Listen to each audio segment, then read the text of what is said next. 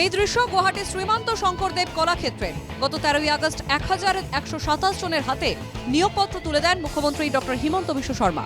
ওই সভায় মুখ্যমন্ত্রী জানান 2021 সালে 4779 জনকে, 2022 সালে 35,130 জনকে, 2023 সালে 48,638 জনকে এবং 2024-এ 3,595 জনকে নিযুক্তি দেওয়া হয়েছে। বিভিন্ন স্বশাসিত পরিষদে হয়েছে 6,955 জনের নিযুক্তি। আজি আমি 1,127 গৰাকী প্ৰাৰ্থীক নিযুক্তি প্ৰদান কৰিবলৈ আমি ইয়াত সমবেত হৈছো আৰু আজি নিযুক্তি পত্ৰ প্ৰদান কৰা দুইটা বিষয় বা দুইটা বিভাগে অসম চৰকাৰৰ এটা অতি গুৰুত্বপূৰ্ণ বিভাগ। 2021 চনৰ মে মাহত আমাৰ চৰকাৰ শাসনলৈ আহিছিল আৰু সেই সময়ত আমি জনসাধাৰণক প্ৰতিশ্ৰুতি দিছিলো যে আমি 1 লাখ যুৱক যুৱতীক নিযুক্তি প্ৰদান কৰিম।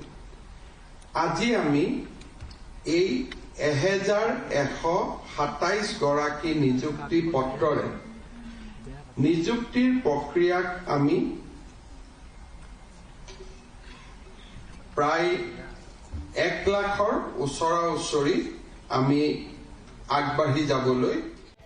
মুখ্যমন্ত্রীর দাবি রাজ্যের প্রায় 1 লক্ষ যুবক যুবতী চাকরি পেয়েছেন। বিজেপি তাদের নির্বাচনী প্রতিশ্রুতি বাস্তব করেছে, কিন্তু অসমের মুখ্যমন্ত্রীর এই দাবিকে নস্যাৎ করে দিলেন তৃণমূল সাংসদ Sushmita Dev. I am asking you, ये जो टेट के टीचर्स को 23,000 और 24,000 ही has given appointment letter, no 24,000। আপনারা জানেন এই সেম আমি চ্যালেঞ্জ দিলাম আসামের মুখ্যমন্ত্রীকে। প্রথম 24,000 टीचर के ডেকেছে कि आप लोग टेट पास हो गया, ये appointment letter.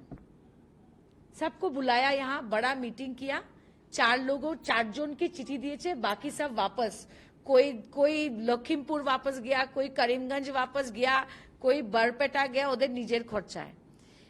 Again he called them to say contract till the age of 60 years I am giving you a contract. Again 24,000 people are called TET teachers. कोई अपर असम, कोई लोअर असम, कोई बराक वैली से आए, same 23,000 people. उनको वो appointment letter দিয়ে বলেছে till the age of 60 you are appointed. ওরা ফেরত গেছে। Again 3 days back same 24,000 people are called to say now you are permanent. তো আপনি 25,000 মানুষকে সার্কুলেট আর রিসার্কুলেট করে আসামের মানুষকে বলছেন যে আমি চাকরি দিচ্ছি। জনতা को how many times are you going to fool the people?